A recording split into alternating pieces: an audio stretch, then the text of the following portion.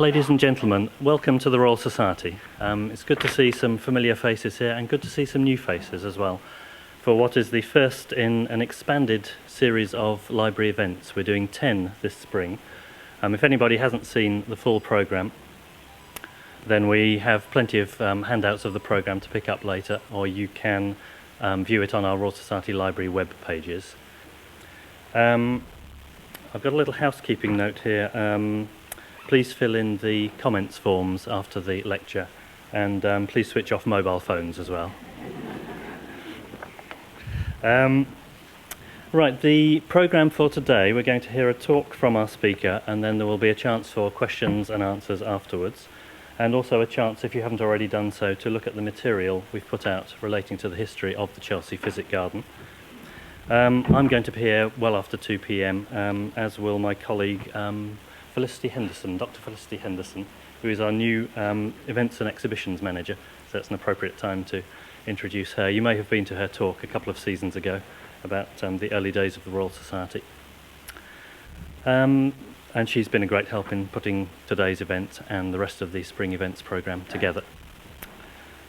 Right, our speaker today, Rosie Atkins, is a Fellow of the Linnaean Society. She previously worked for 15 years at the Sunday Times, and then as editor of the journal Gardens Illustrated. She's been curator at the Chelsea Physic Garden since 2002, the latest in a long line of distinguished names, including Philip Miller, an 18th century curator whose books we have out on display here. And Rosie is going to talk to us today about the foundation and the history and current activities of the Chelsea Physic Garden. So without further ado, I'd like to introduce Rosie Atkins.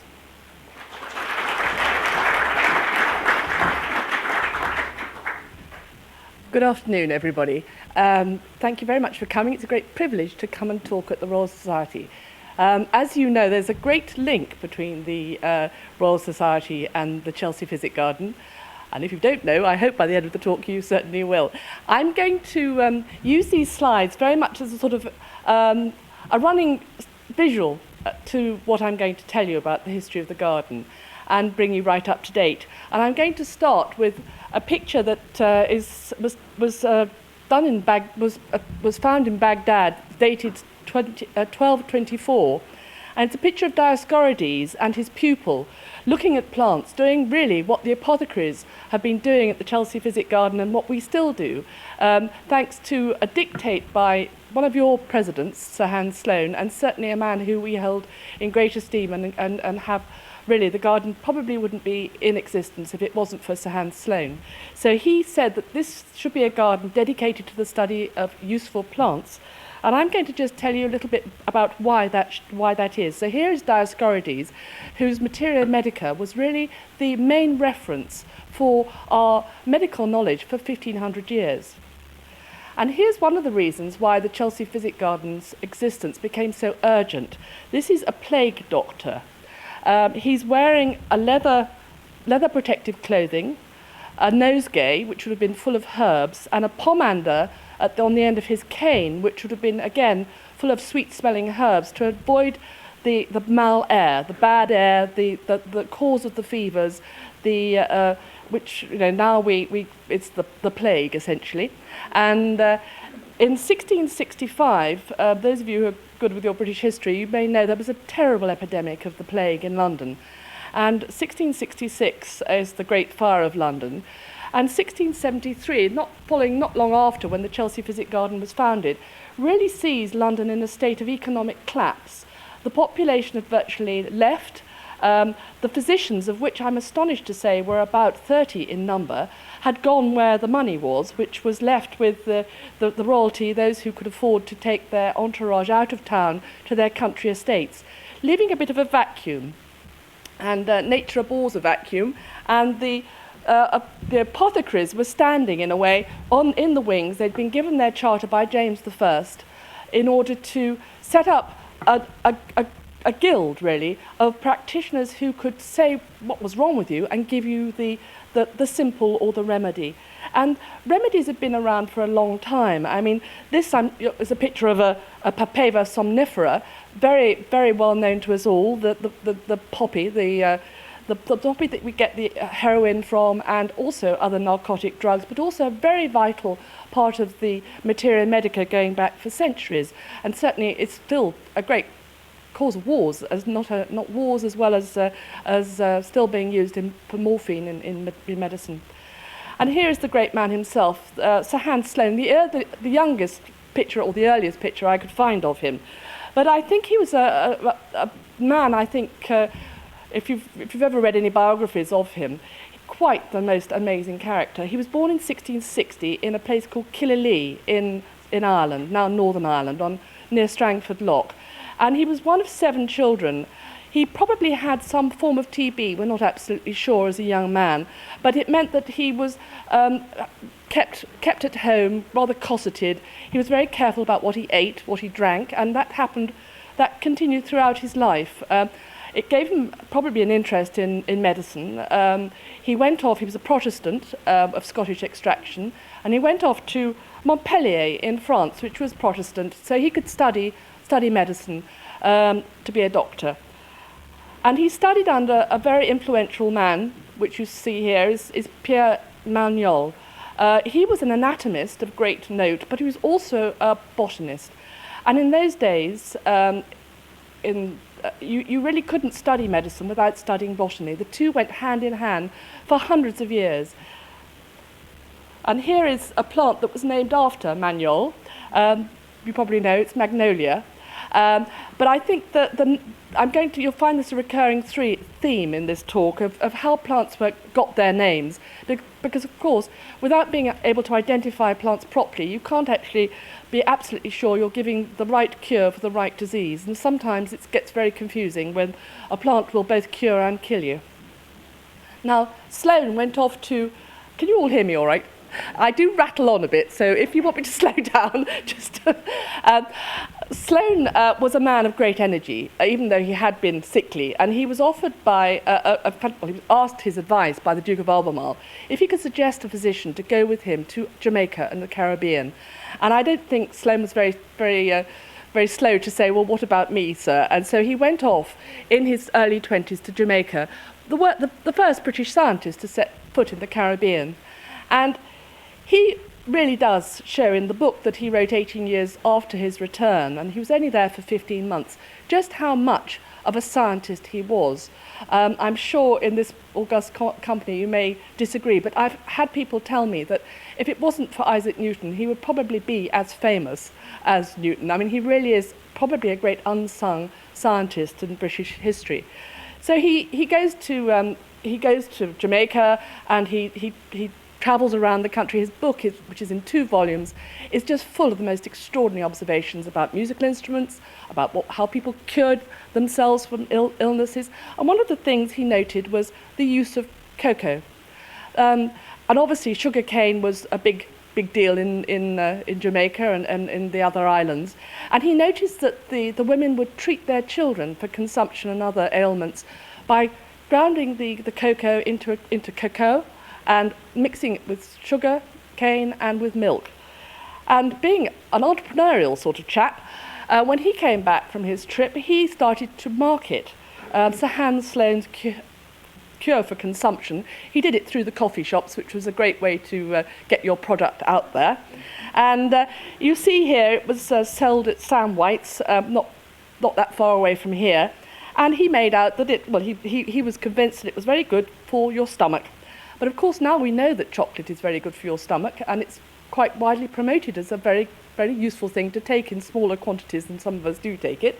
And in fact his recipe was actually supposedly taken up by Cadbury's. So he really started a trend there. He also had another far-seeing insight into malaria, which I was just reading in Nature magazine, is still causing huge scientific interest and endeavours to try and cure. This is the quinine tree, the cinchona. And John Evelyn, when he came to the Physic Garden, noted that we were growing cinchona, and here it is, growing still at the Physic Garden.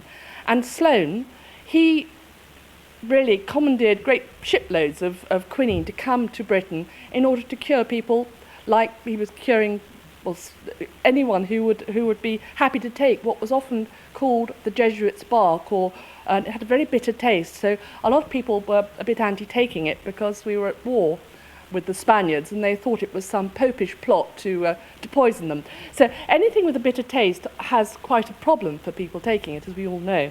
But Sloane promoted this drug, and we know that it also was very effective. Now, he wasn't an apothecary himself. I would say that he probably felt himself rather above the apothecaries. In those days, gentlemen didn't get their hands too dirty, and you certainly didn't want to catch anything. It didn't do your client base terribly.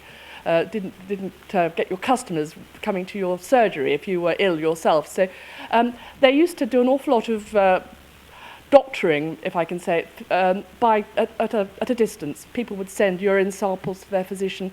But he did. Sloane was actually a pretty hands-on sort of physician.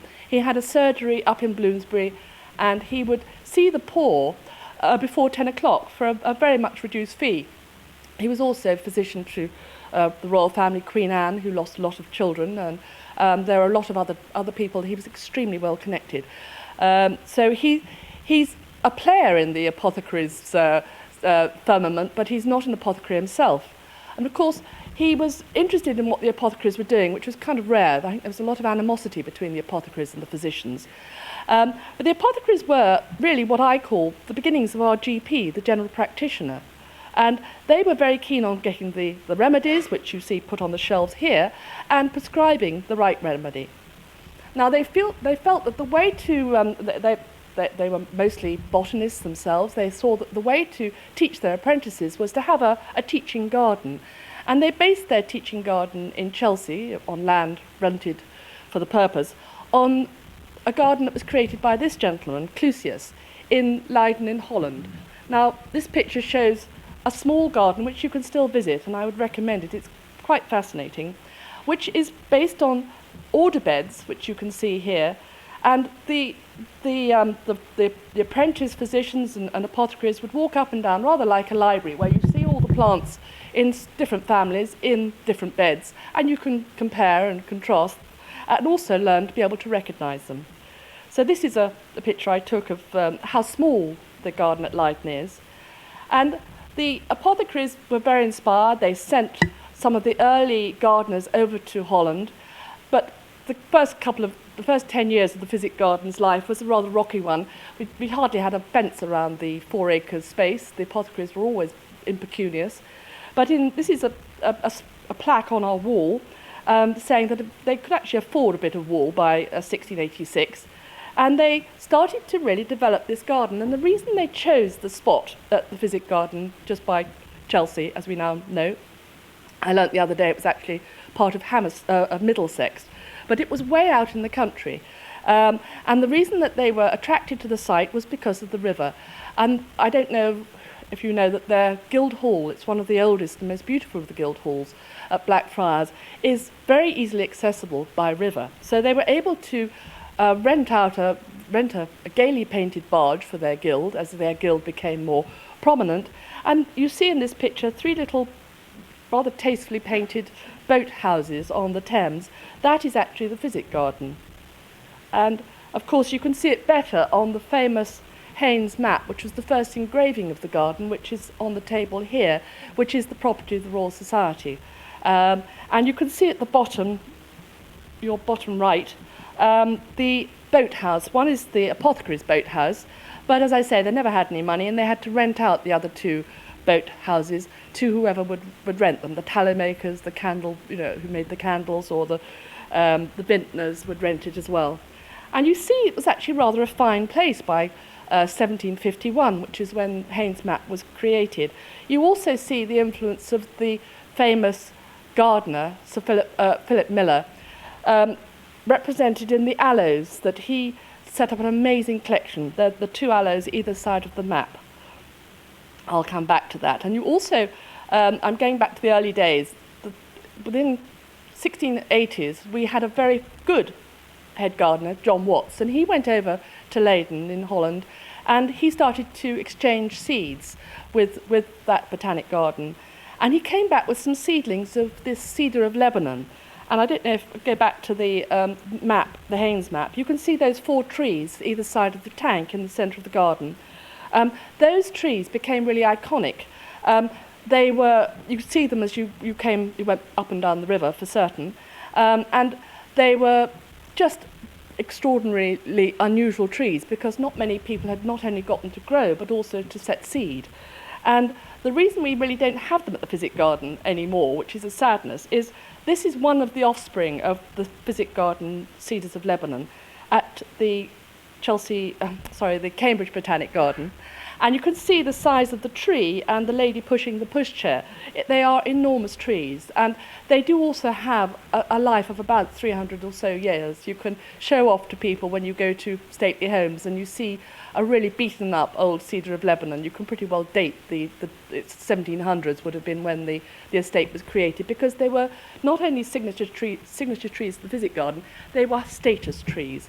And we're talking about a time when gardening was about knowledge, but it was also about status. And Miller's Gardener's Dictionary, which you see a copy of here, was very much a book that went to the great houses, both in Britain and actually in America, to teach people about this great new discovery, plants, and how they can be used and how valuable they are economically and medicinally.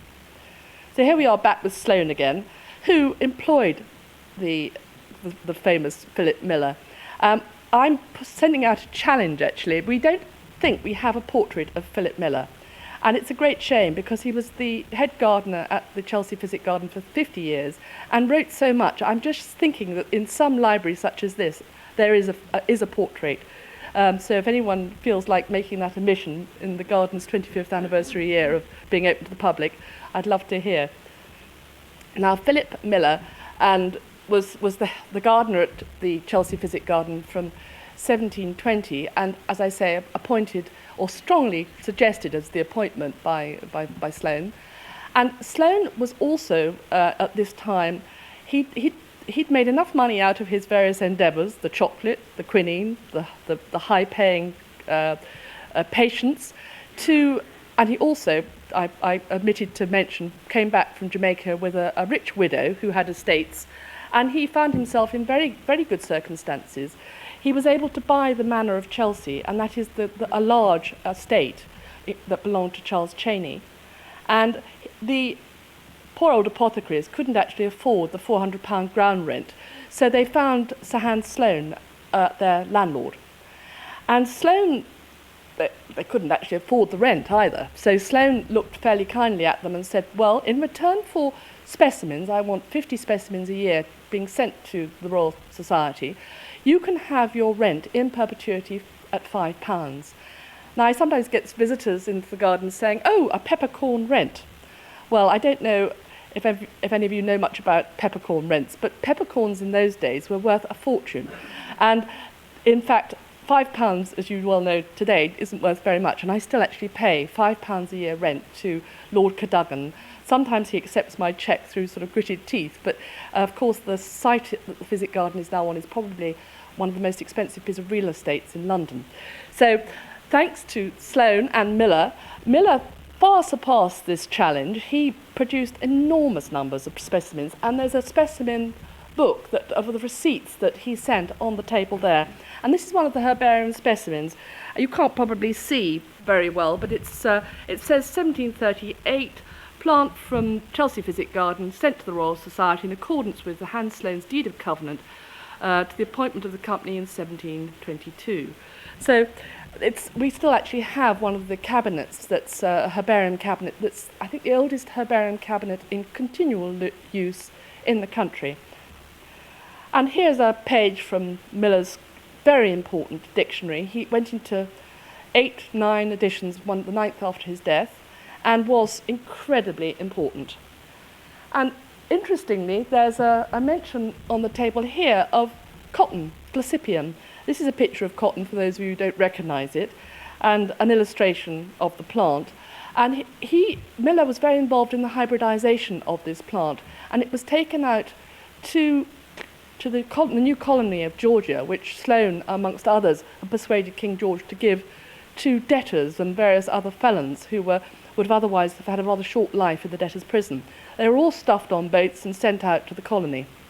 And the cotton experiment didn't really work terribly well, because cotton, as Miller writes in his books, is a very intensely difficult, well, it's a difficult plant to cultivate, but it's very greedy with water and other skills you need to, in order to make a cotton industry. You need to have machinery to take all the little seed heads out of the cotton. Again, Miller realised this too.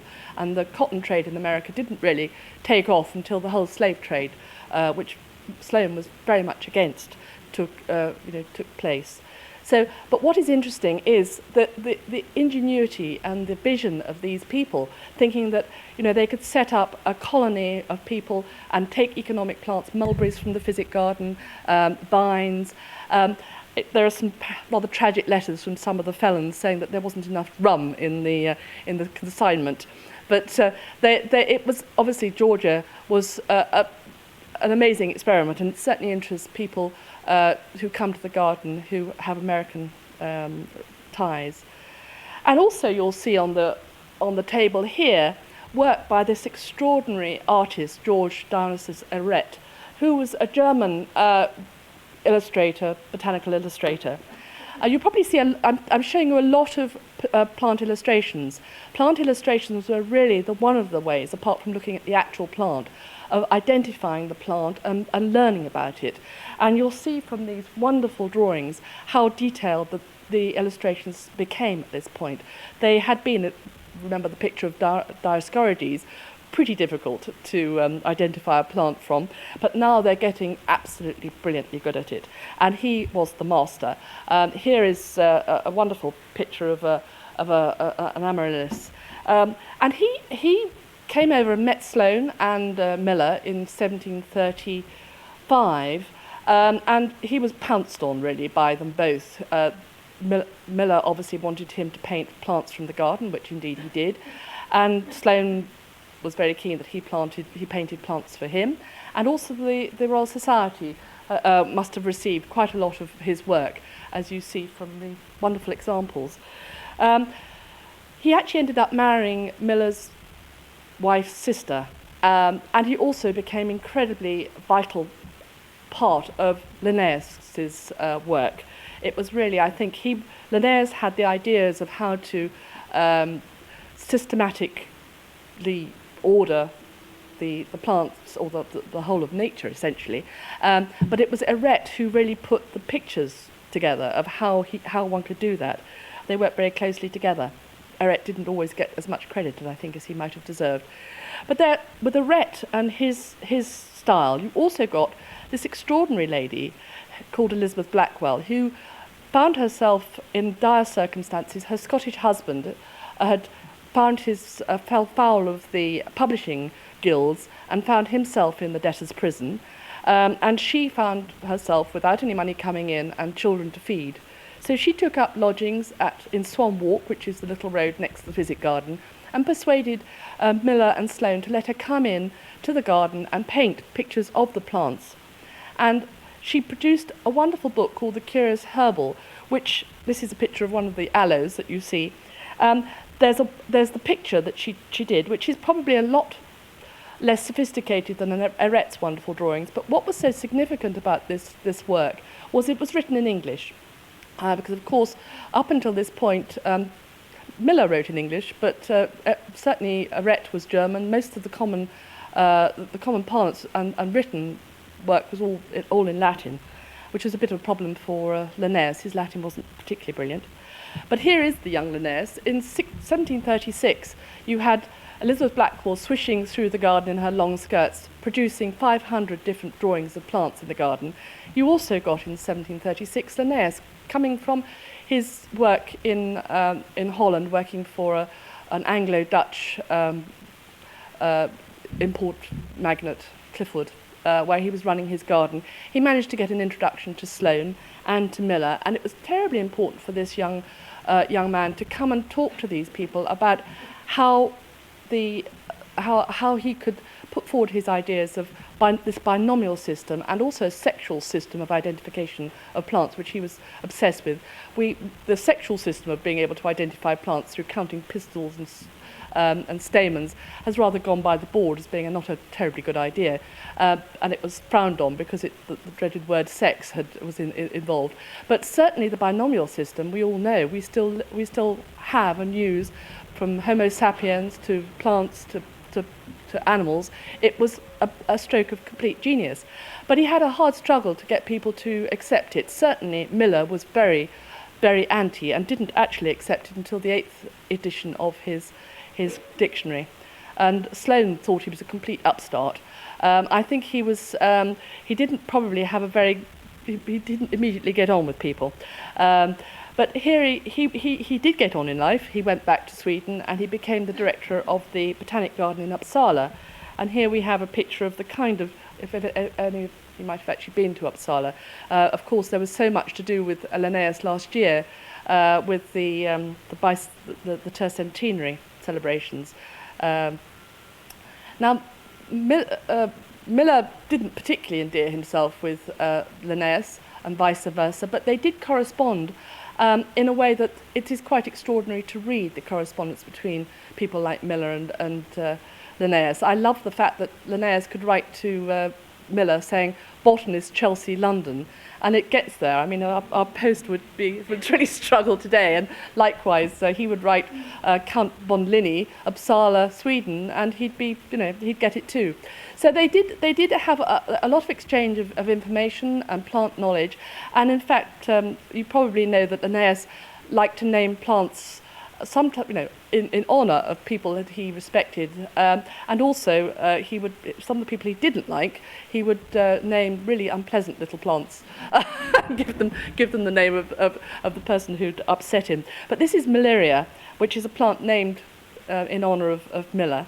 And here is Miller's garden. That we have a little garden that's separate at the Physic Garden, which has where we grow plants that were introduced into cultivation by Miller.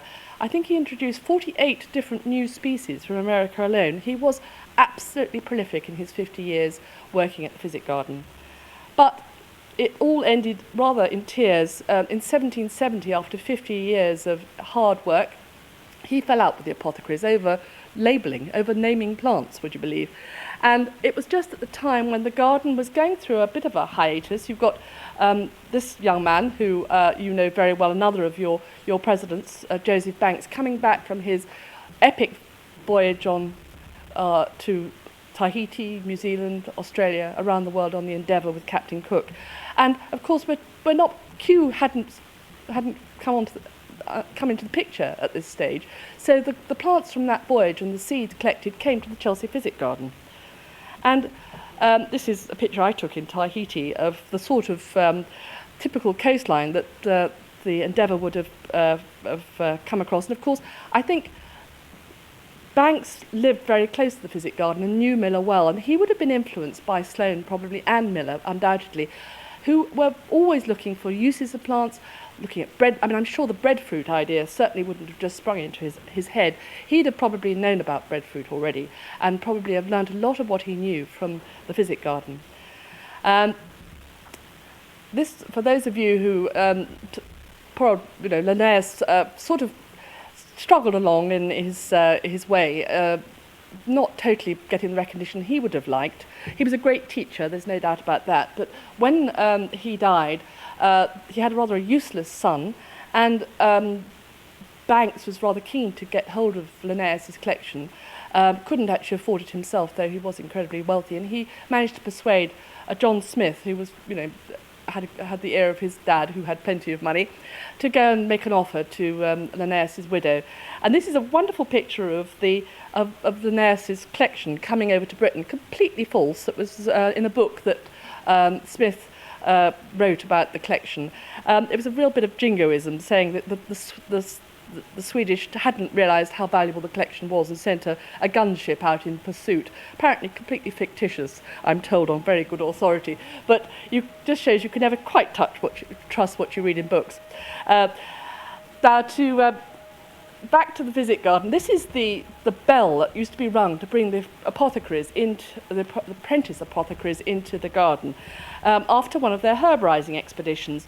They used their gaily painted barge not just to bat up and down the Thames with various simples and things that they were going to put into their manufactory and sell to the public, but they went out on herborising expeditions to find new plants. And this is a picture of one of the demonstrators, Hudson, with some of the pupils, and they'd have gone upstream to Putney and beyond looking for plants. It's something that one rather wishes one could still do today.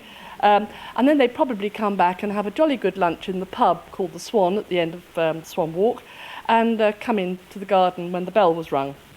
And this is a rather idealised picture, a Victorian picture of the kind of demonstrations that would have gone on in the garden, with the picture showing a rather fine statue of Sir Hans Sloane, who has become really iconic in the garden because of the fact that his deed of covenant has enabled and protected the garden's future for so many years.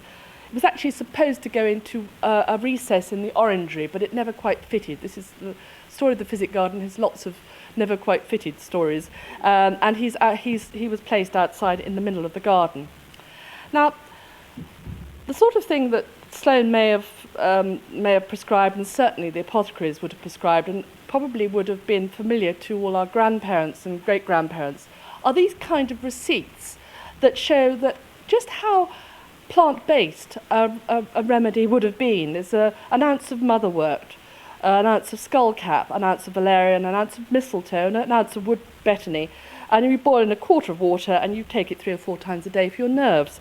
Now, it's actually, I have a friend who is a GP who says that he can remember prescribing digitalis folia. That's the dried leaf of the digitalis for heart conditions. And those of you who have heart conditions probably are well aware of dioxygen, the drug that comes from the foxglove.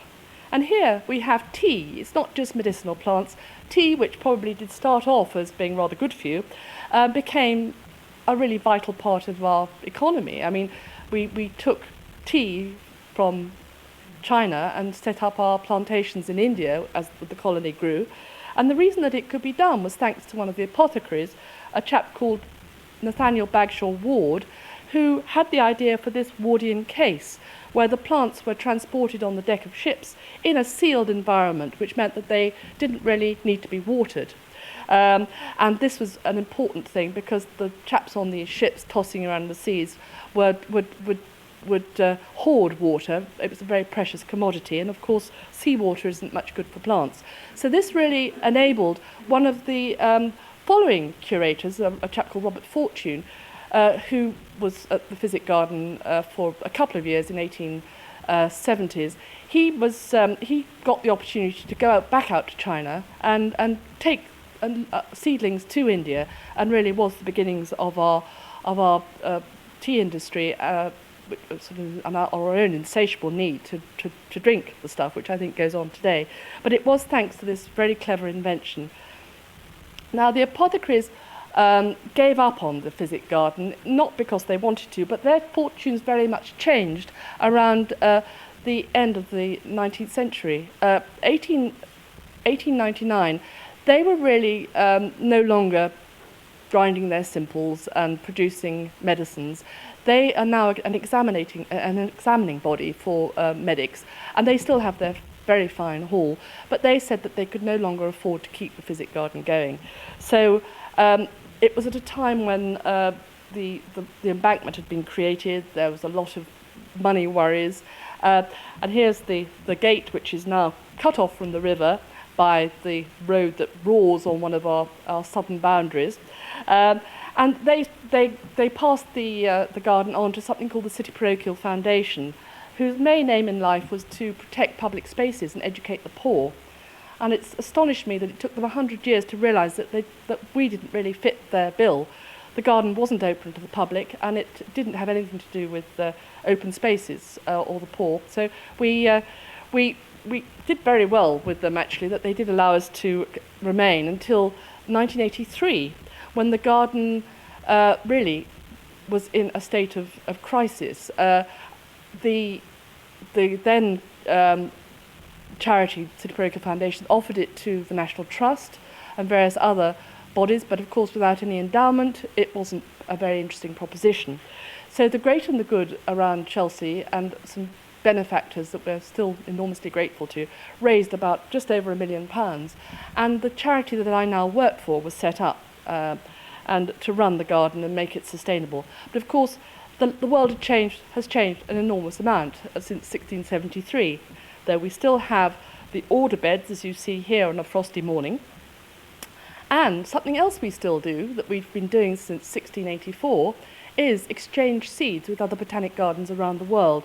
This is a page from the inventory in Leiden, the botanic garden I mentioned, showing Isaac Rand, a little bit further down, receiving some plants from them at the Physic garden. This is a page dated 1714. We still, as I say, have the Index Seminum, which is supported by the Worshipful Society of Apothecaries. I think they pay us to print the list. And these are some of the seed packets that we collect and distribute all over the world. We have an enormous list of botanic gardens that we send seed to. This is a plant that's probably not very common to any of you. We work very closely with the Natural History Museum. Sloane died. He left his amazing cabinets of curiosity and his books to the nation. They had to set up a lottery in order to build the British Museum, which they did. And when the British Museum became a little over full, the natural collection went over to the Natural History Museum, which is luckily not that very far away from the Physic garden. And they have very fine botanists working on conundrums like how plants developed the ability to flower. Now, this plant is a welwitschia, which is a native to the Namibian deserts in Africa. And you just see, it's almost like having a baby. This one is actually coning, and this plant is actually a relative of the conifers. In order to grow a conifer to where it produces cones will take years. But this plant, we've managed to get it to cone in 3 years, which is quite an achievement. So this is the sort of work, this scientific work still goes on rather behind the scenes at the Physic garden. But mostly what we do these days is educate both adults and very particularly children. Children have very much lost touch with the importance of plants in their everyday lives. And this is one of our education officers showing a couple of girls how they would use cabbage leaves as a poultice for a bruise. And children just love pestle and mortaring it and putting on pills, making pills and potions. And they particularly love one of the programs that we run on sweets. If you know licorice all sorts, I don't know if many of you realise that the reason the licorice all sorts look the way they do is that they're mimicking old medicines. Also the same is true of the things with sherbet in. They're called flying saucers. That was a way of taking powders. You put them in, you just swallow them much more easily if it's in a sugar paper. So these things they're interesting to us, but they're very interesting to children, particularly when you dish out the licorice all sorts. But also there's more serious things that we can teach them about. It's the pill, which has had such a dramatic effect on all our lives, comes from the wild yam, named after Dioscorides, in fact. There's also the fact that some people in the world still very much rely on plants as their medicine chest. They don't have a Boots the chemist or whatever else round the corner. And this is a Tibetan gentleman who has a bunch of flowers in his hand, and in that posy is the cure for foot and mouth disease. Because in Tibet you can't actually afford to have your cow keel over with foot and mouth. It is a curable disease in cattle. It's just that our production of milk and beef does not allow us to have the cattle roaming around with an infectious disease. So that's why it's very interesting that there are parts of the world where they actually produce pills to make their cattle better. And I found that completely fascinating. And this is today that we've got this terrific, once the Western world having a completely different approach from the East and in places which are very much undeveloped. The garden's got the first garden of world medicine. I think ethnobotany is really very much what the garden has always been about, but it was the garden's much older than the word. But we have a garden of world medicine, which you see here, which shows some of the plants that are used in different cultures. And it's very interesting. A lot of the medicinal research, it starts off with folk medicine, folk remedies, looking at myths and sometimes magic, seeing as if there's any truth in it. And certainly one of the plants that has been an extremely valuable medicinal plant was followed up through very much that route. It's something called Catharanthus rosea, the Madagascan periwinkle, which is a cure for childhood leukemia. But that was a folk remedy for diabetes, which is absolutely useless for. But the fact that it was, it put the scientists on the track. So it's difficult. I feel one shouldn't dismiss some of these old remedies and myths, because sometimes it is the clue that gives the scientists the lead they need. This is a picture of the Princess Alexandra opening what we call our compost heaps. Now, it sounds the most unattractive place for a member of the royal family to come and open, but it's a study centre where we look at soil. I mean, we broadened the remit in a way of the Physic garden. We look at plants and what they're useful for, but if you don't, you also need to know how to grow plants. And soil is a science which seems to me a very particular one that children are completely fascinated by. They love looking down microscopes at microbes in the soil and understanding how soil breaks down. And this is in its infancy a couple of years ago. Now we've got a living roof on the top, and the whole place is really it's created a wonderful new aspect to the Physic garden. And our education department has all kinds of innovative ideas. This is our head of education growing plants that you would normally buy in the pharmacy or in the supermarkets. The plant is actually growing in the packaging, down to the point, to go back to the cotton. I'm not going to ask you to quiz you, but there's cotton in the till. You see that there's a shop till on the left-hand side of the picture there.